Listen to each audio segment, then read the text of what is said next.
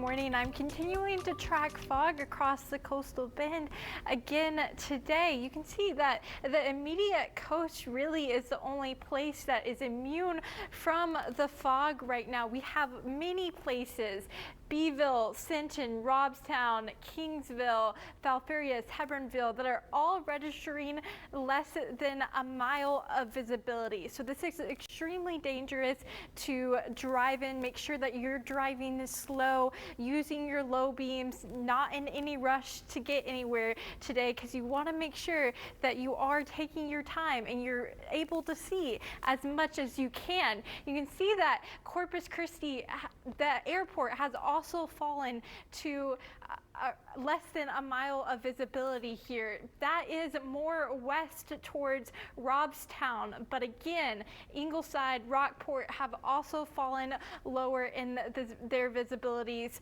So just make sure that you are monitoring this before you head on outside. Now, as we go on throughout the morning, we are going to heat up. That fog will burn away. Now, we're going to get to a high of around 90 degrees today. That's very hot for November.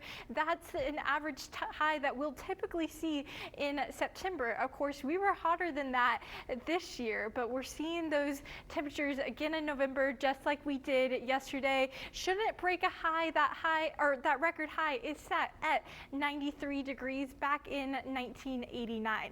Now, we are expecting to have a cool down, and this is why. We have this low up here in the Midwest that has a front draped from it. That is going to come into Texas and come into the coastal bend in the overnight hours tomorrow. Now, I do think it will enter the area around 2 a.m. and move out, honestly, by around 5 a.m., definitely before 6. I think there is some rain that may be found with it. Not a big rain chance, though.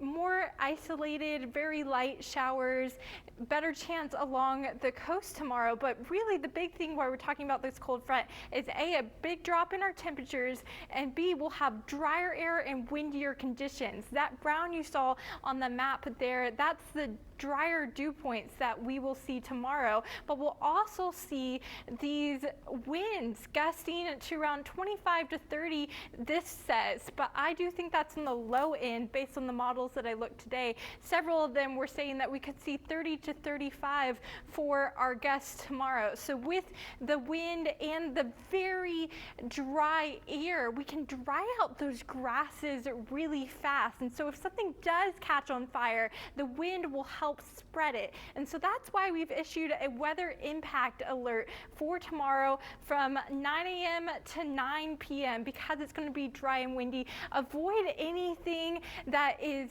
going to be burning outside or cause a spark.